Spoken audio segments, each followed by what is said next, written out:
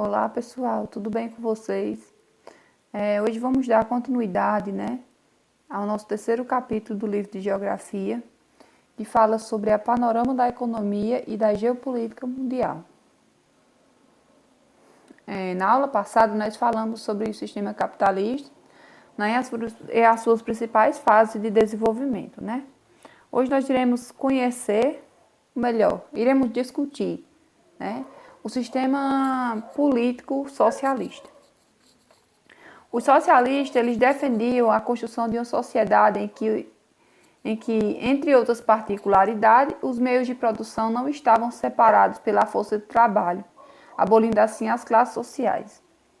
Segundo os socialistas, a propriedade privada dos meios de produção, como terra, indústria, banco e entre outros, gera desigualdade social, criando classes distintas.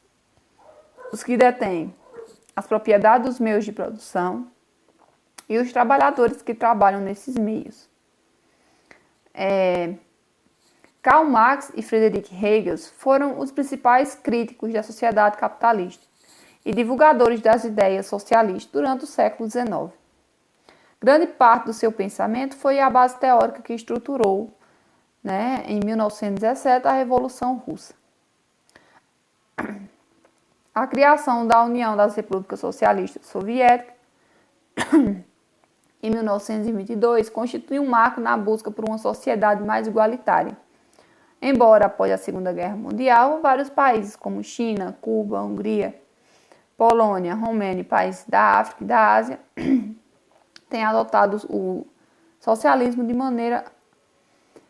maneira alguma como o socialismo real. Os trabalhadores não estavam no poder, pelo contrário, havia uma elite burocrática que controlava o Estado, separado do resto da sociedade.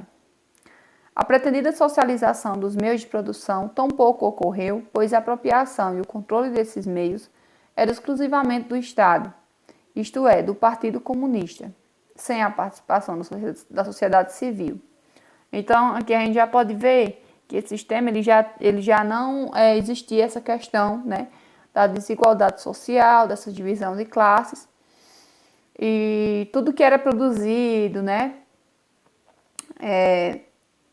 tudo que fazia parte do Estado era controlado pelo Estado. Então, era o Partido Único, que tomava posse de todas as riquezas, dos países que adotaram esse regime socialista, esse tipo de sistema econômico. Então, aqui eu trouxe algumas características do sistema socialista. Vamos entender um pouco o que é o socialismo, O que é o socialismo? Bom, o socialismo, ele tinha como característica a planificação da economia. E o que é isso? É quando o Estado ele controla todos os meios de produção, como eu acabei de falar, Como terra, banco, lojas, farmácias e dentre outros. A centralidade política, é outra característica importante que a gente precisa saber. Por exemplo, o poder político é exercido por um único partido, conhecido também como Partido Comunista, que por sua vez não admite posição. Então, todas as pessoas, elas faziam parte, esse tipo de política, esse partido é quem controlava tudo. Então, não havia a questão da democracia de posições diferentes. O consumo sem estímulo. Por exemplo, o governo não estimula o consumo de produtos voltados à obtenção de lucro. E a igualdade social, ou seja, a sociedade é formada sem classes sociais, ou seja, sem patrões e trabalhadores. No entanto, o que de fato acontecia era que a classe política se beneficiava de determinados privilégios inacessíveis aos demais cidadãos. A geopolítica global, a bipolaridade e a multipolaridade. Após a Segunda Guerra Mundial, a economia e a geopolítica mundial estiveram sob forte comando de dois pilares, Os Estados Unidos, como nós conhecemos, e a União Soviética. O poder de influência política e econômica desses países, além de seu potencial de destruição militar em massa, não tinha paralelo em nenhum outro lugar no mundo. Este mapa ele representa a ordem geopolítica mundial predominante num período conhecido como a Guerra Fria, como vocês já conhecem, né? Que aconteceu entre o fim da Segunda Guerra Mundial e a desintegração da União Soviética em 1991.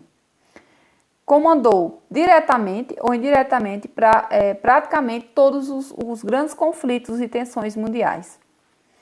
Essa antiga ordem mundial ela é caracterizada pela existência de dois grandes polos mundiais de poder, motivo pela qual podemos chamá-lo de ordem bipolar, justamente, né, por serem, né,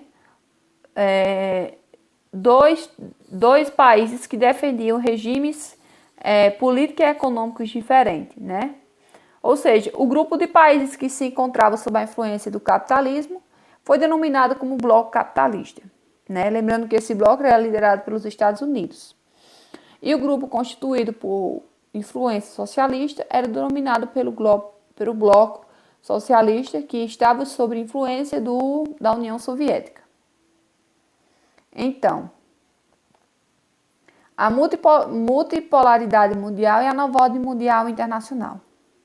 Após a dissolução do antigo bloco socialista em 1991, que marcou o fim da ordem bipolar, houve o enfraquecimento do socialismo e a expansão do capitalismo em países do mundo.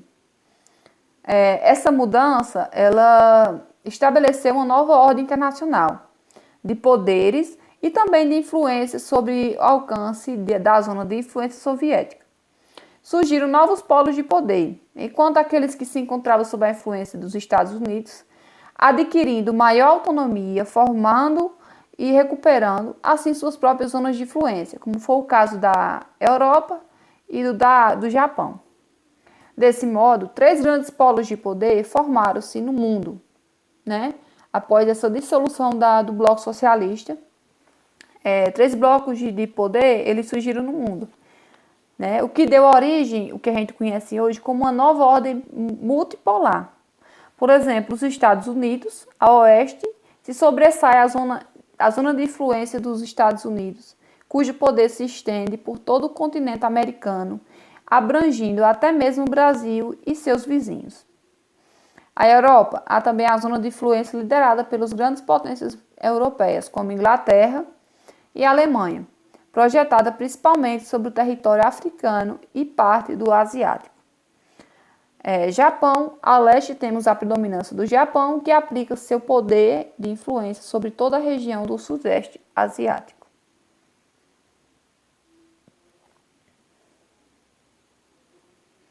Aqui é só uma imagem para ilustrar um pouco, né? Essa imagem já diz, né, do que se trata, né, esse tópico, né? A desigualdade no mundo atual, o desenvolvimento e o subdesenvolvimento.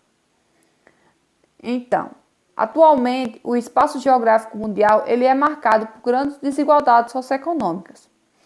Então, uma das principais causas dessa desigualdade socioeconômica é a má distribuição da riqueza entre as nações do mundo. Como a própria imagem a gente pode ver, né? Um grande proprietário com muita riqueza e um trabalhador com pouco. Infelizmente, é a realidade de muitos países, né? Ou seja, o que ocasiona a disparidade na produção e na divisão do rendimento entre os países. A desigualdade socioeconômica elas pode ser percebida nas paisagens de diversos países. Analisando a questão ambiental, habitacional, por exemplo, verifica-se que existem regiões do mundo onde a população vive em moradias de luxo, já outras sofrem com a falta de moradia ou moradias precárias. Na maioria das vezes, isso acontece porque os recursos para investir em infraestrutura, eles são insatisfatórios, ou seja, seus habitantes são mais escassos. Então, sobre vários aspectos, a gente pode ver que existem, né, muitas diferenças e desigualdade até mesmo no próprio país, no continente, ou até mesmo na própria cidade, né? Existem áreas mais vulneráveis do que outras, né? Eu vou mostrar aqui o exemplo de 2 cidades, né? Ao lado a gente vê uma cidade linda, maravilhosa, né? Desenvolvida, que é o Orlando, nos Estados Unidos. E do outro, a gente pode ver o bairro em Chenal, na Índia. Totalmente diferente, cenário totalmente diferente. Então, por aí você já se vê que se tem essa desigualdade, né? Então, vamos entender agora o que são esses países desenvolvidos e subdesenvolvidos. Atualmente, há uma grande disparidade socioeconômica entre os países do mundo, de modo que podemos regionalizá-lo em países desenvolvidos e países subdesenvolvidos. Temos como critério o nível de desenvolvimento econômico e social, que é o que classifica esses países, né, conforme essa nomenclatura. Medido por indicadores como Índice de Desenvolvimento Humano, pela renda per capita, pelo PIB, pela taxa de mortalidade e dentre outros fatores. O grupo de países com características de subdesenvolvimento é denominado pela Organização das Nações Unidas, ONU, como países em desenvolvimento.